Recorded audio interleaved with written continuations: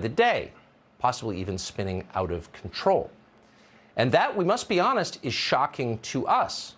We've been taken by surprise by the whole thing. We're not the only ones who were, but we're willing to admit it. The only thing more embarrassing than being wrong in your estimates is pretending that you weren't. So why didn't we see this coming, this total loss of control? Well, because we assumed that if things were dire, serious people would be involved in fixing them. But we looked up and we saw Kamala Harris involved, and that reassured us. Harris had just come back from Europe, where she'd been conducting, quote, diplomacy with her allies, and that appeared to be proof this could not really be a big deal. The situation in Ukraine had been legitimately serious. If the future of Europe and the world hung in the balance, as now so obviously it does, of course, the Biden administration would not have sent Kamala Harris to fix it, because that's not her job. Kamala Harris's job is to trot down to the Blue Room periodically to greet delegations of TikTok influencers, or to cut occasional PSAs for the Children's Dental Health Awareness Month, which is in February, so we assumed she'd be working on that right now. But averting war with Russia, saving the civilized world, come on. That is absolutely not Kamala Harris's job. That was our assumption. But as noted, we were wrong. Why were we wrong? Well, we spend a lot of time watching Kamala Harris. You probably don't.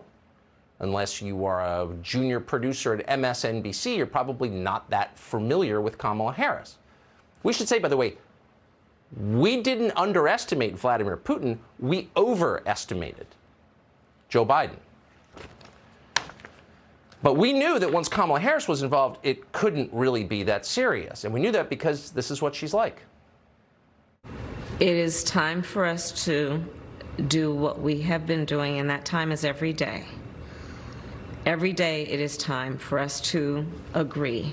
This whole thing about the border, we've been to the border. We've been to the border. You haven't been to the border. And I haven't been to Europe. And I mean, I don't... Thank you, guys. And my pronouns are she, her, and hers. She, her, and her? She would look down at me and, Kamala, what do you want? What do you want? And I looked back up at her and I said, freedom!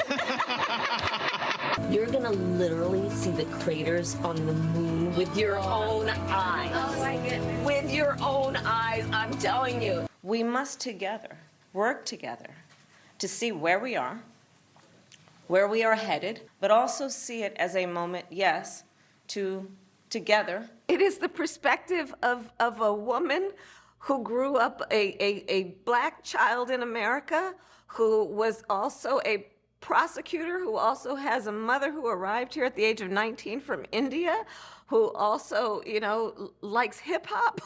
Like, what do you want to know? Well, I want to give This is just not a serious person, not surrounded by serious people, and yet we're in an extremely serious moment that demands seriousness. Of course, we must together work